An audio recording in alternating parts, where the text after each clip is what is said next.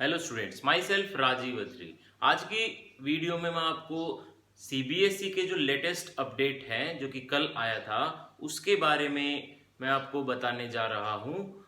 Students, ninth से लेकर twelfth तक का जो सिलेबस है उसको 30% तक डिक्रीज किया गया है और अप टू एट्थ क्लास अपने अपने स्कूलों के ऊपर सीबीएसई ने छोड़ा है कि जिस तरह से स्कूल हैंडल करना चाहें उस तरीके से कर सकते हैं।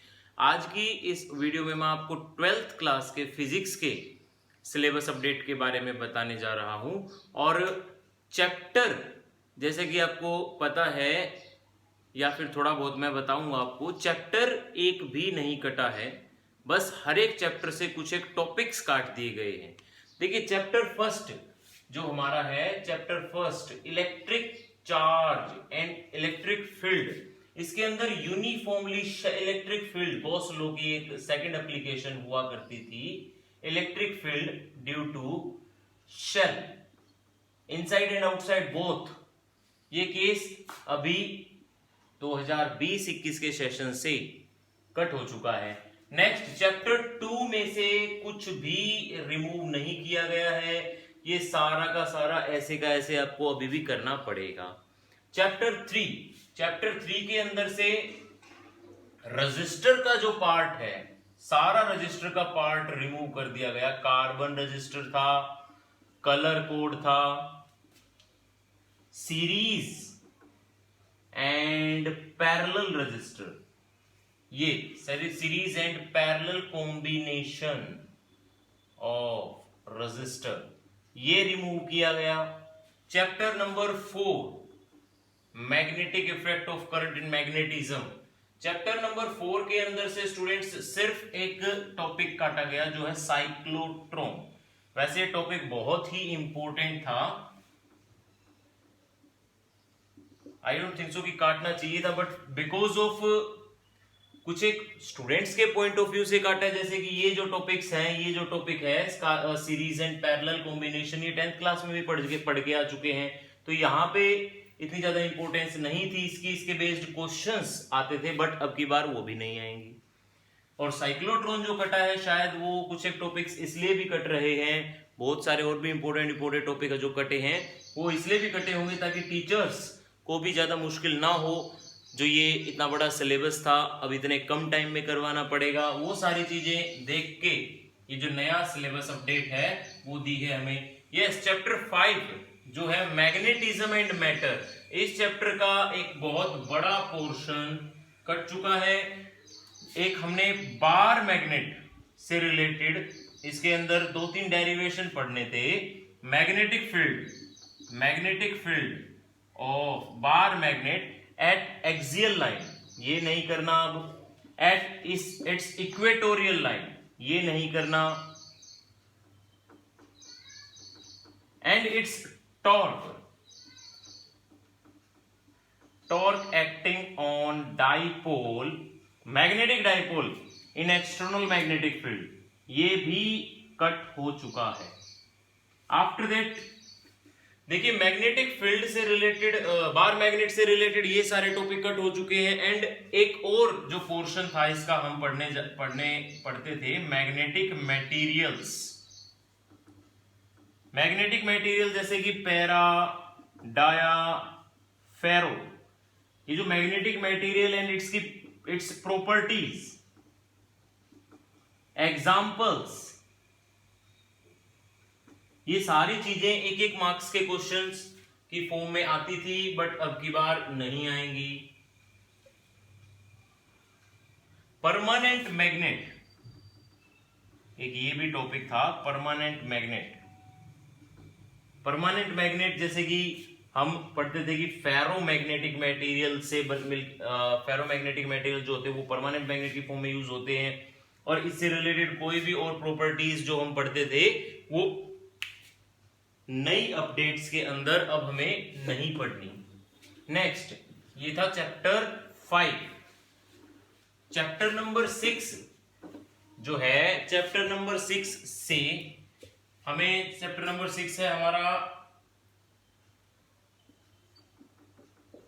6 के अंदर कोई भी नई अपडेट नहीं है, ये सारा का सारा चैप्टर आपको एज इट इज अभी भी पढ़ना है। एंड चैप्टर 7 कुछ एक चैप्टर है जिनमें से कुछ भी नहीं कटा है, कुछ एक चैप्टर है जिनमें से बहुत सारी चीजें कटी हैं, और कुछ एक चैप्टर है जिसमें से बहुत सारी कम चीजें कटी हैं, जैसे कि अल्टरनेटिंग करंट है। इस चैप्टर में सिर्फ power factor and what less current, ये दो टॉपिक ऐसे हैं जो इस चैप्टर में अब हमें नहीं पढ़ने। Okay, next chapter number 8th chapter के अंदर जो कि है इलेक्ट्रोमैग्नेटिक वेव। इस चैप्टर के अंदर स्टूडेंट्स सिर्फ basic idea of displacement current, ये हमें नहीं पढ़ना है। बेसिक आइडिया, देखो डिस्प्लेसमेंट करंट अभी भी पढ़ना है, मैक्सवेल्स इक्वेशन अभी भी पढ़नी है, बट डिस्प्लेसमेंट करंट का जो बेसिक आइडिया मतलब उसकी इंट्रोडक्शंस वो सिर्फ कट ऑफ हो चुकी हैं, काट दी गई है। चैप्टर 9 हमारा वैसे बहुत ही लेंथी चैप्टर होता था, ऑप्टिक्स के भी दो पार्ट थे, ray optics and wave optics. इन दोनों चैप्टर के अंदर हमें बहुत सारी चीजें ऐसी हैं जो अब नहीं पढ़नी। फॉर एग्जाम्पल रिफ्लेक्शन आपका कट हो चुका है। रिफ्लेक्शन के अंदर क्या क्या कट हुआ है, स्पेशली ये लिख रखा है कि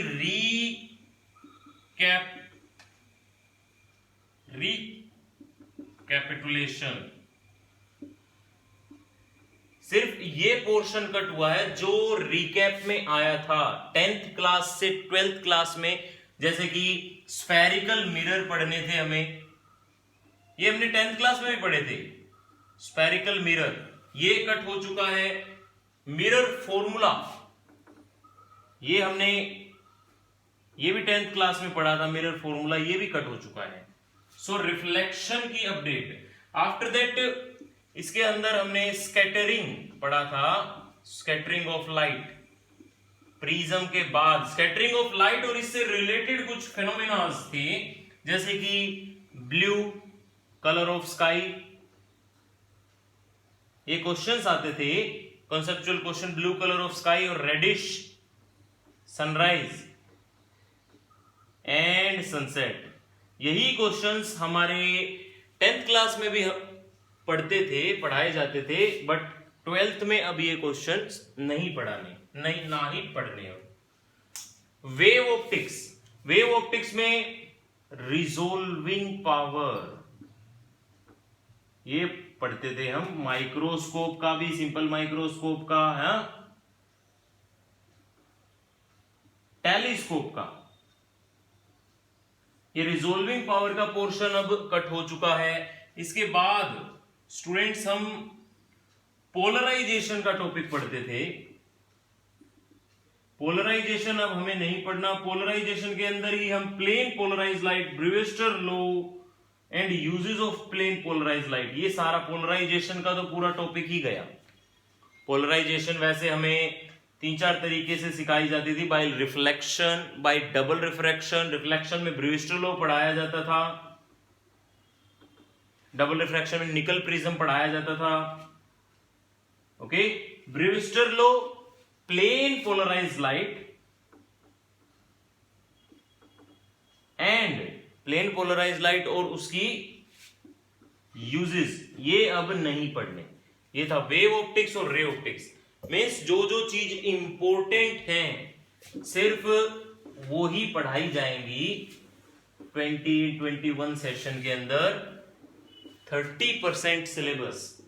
और एक और चीज जो मैं आपको बताना चाहता हूं, फर्स्ट वॉल्यूम जो है हमारी ऑप्टिक्स से पहले का जो सारा टॉपिक है, फर्स्ट वॉल्यूम के अंदर इतना ज्यादा कुछ नहीं हेर फेर किया है। सेकंड वॉल्यूम जो थी हमारी, उसमें से बहुत सारी चीजें कट ऑफ हुई हैं। ओके, देखिए ऑप्टिक्स के बाद हमारा आता है चैप्टर नंबर 11। 10th चैप्टर में कुछ चेंज नहीं है, 10th chapter as it is पढ़ना है आपको। 11 ड्यूअल नेचर।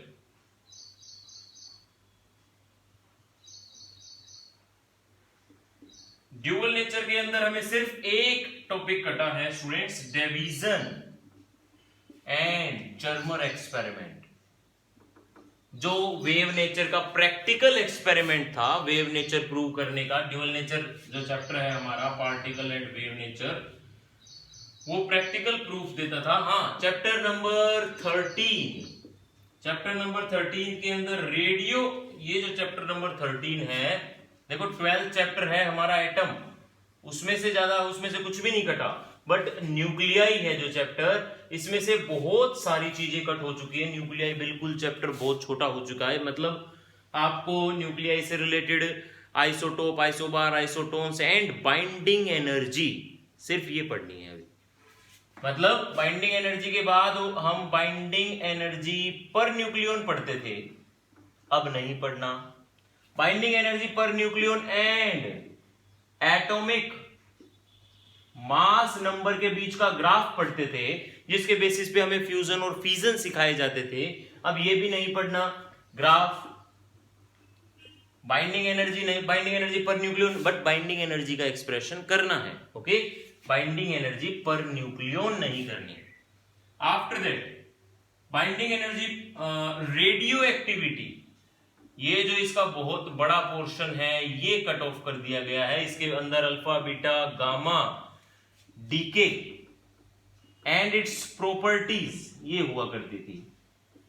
और इसके बाद एक रेडियो एक्टिव डीके लो, जिसको हम बोला करते थे radioactive decay law, half life, mean life, radioactive decay लो,